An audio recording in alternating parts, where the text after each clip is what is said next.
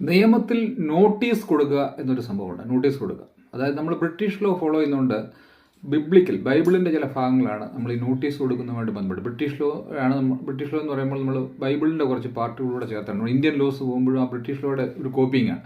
ഈ ആദമിനെയും ഹവ്വായെയും തോട്ടത്തിൽ നിന്ന് പുറത്താക്കും. ബൈബിളൊരു കഥയാണല്ലോ, നിങ്ങൾക്കറിയാം. ആദം ഹവ്വയുടെ തോട്ടത്തിൽ ഒരു ദൈവം സൃഷ്ടിച്ച തോട്ടത്തിൽ നിന്ന് പുറത്താക്കുന്നതായിട്ടൊക്കെ ഉള്ളൊരു കഥയുണ്ട്.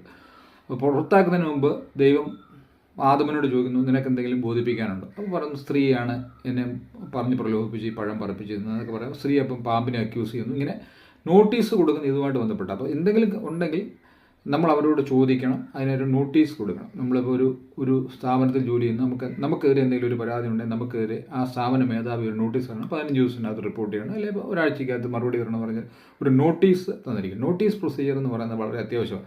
ഈ നോട്ടീസ് പ്രൊസീജിയർ എല്ലാ രംഗത്തും പാലിക്കണം. ഇപ്പോൾ ഞങ്ങളുടെ സഭയിൽ തന്നെ ചില പുരോഹിതന്മാരെയൊക്കെ ബിഷപ്പ് ഒരു നോട്ടീസും കൊടുക്കാതെ അയാളെ അങ്ങ് മാറ്റി നിർത്തി. അപ്പോൾ നോട്ടീസ് പോലും കൊടുത്തിട്ടില്ല.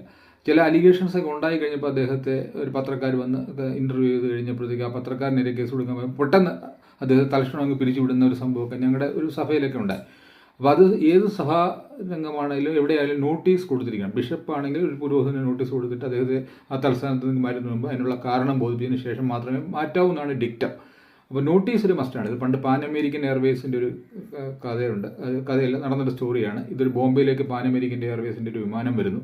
ആ വിമാനത്തിനകത്തുണ്ടായിരുന്ന ഒരു ക്യാബിൻ ക്രൂ ആരോ ഒരാൾ അതിനകത്തുള്ള സാധനം അടിച്ചു മാറ്റിയതായിട്ട് അറിഞ്ഞിട്ട് അതിൻ്റെ ചീഫ് ഒരു എക്സ്പ്ലനേഷൻ ചോദിക്കാതെ ഈ പാൻ അമേരിക്കൻ എയർവേസിൻ്റെ ആളെ അങ്ങ് പിരിച്ചുവിടുകയായിരുന്നു.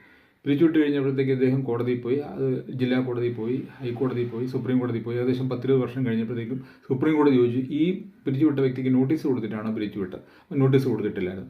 ഈ 10-20 വർഷം അദ്ദേഹം സർവീസിനകത്ത് ഒരു സാധാരണ പേഴ്സൺ നിന്നാൽ കിട്ടുന്ന എല്ലാ ആനുകൂല്യങ്ങളും കൂടെ പുനഃസ്ഥാപിക്കാനും എല്ലാ ആനുകൂല്യങ്ങളും ഇത്ര നാളത്തെ കൊടുക്കുവാനും അതിൻ്റെ പലിശ സഹിതം കൊടുക്കാനായിട്ട് സുപ്രീം കോടതി ഓർഡർ ഇട്ടു.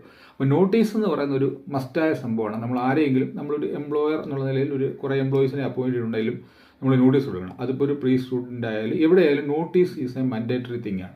ഈ നോട്ടീസ് കൊടുക്കാതെ ഒരാളെ തലസ്ഥാനത്ത് നിന്ന് മാറ്റുകയോ ഒക്കെ ചെയ്തു കഴിഞ്ഞാൽ അത് തിരിച്ചെടുക്കേണ്ട ഒരു സ്ഥിതി വരും. അത് ഏത് കോടതിയിൽ പോയാലും ഈ കോടതിയിൽ നോട്ടീസ് എന്നുള്ള ഒരു ഡിക്റ്റമുണ്ട്. ഒരു പരാതി അയാൾക്ക് every person should be given an opportunity to be heard.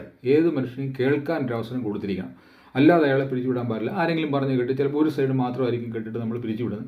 അപ്പോൾ ആ വ്യക്തിക്ക് എന്താണോ പറയാനുള്ളത് അതും കൂടെ കേട്ടതിന് ശേഷം മറ്റു വ്യൂസും കൂടെ ചേർന്നതിന് ശേഷം ശരിയായ കുറ്റമുണ്ടെങ്കിൽ മാത്രം പിരിച്ചുവിടുക എന്നുള്ളതാണ്.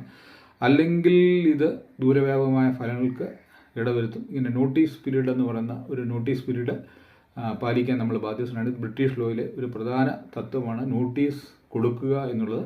ഇത് നിങ്ങൾ അറിഞ്ഞിരിക്കാൻ വേണ്ടി ഇത് നിയമത്തിലൂടെ നിങ്ങളോട് വന്ന് പറഞ്ഞു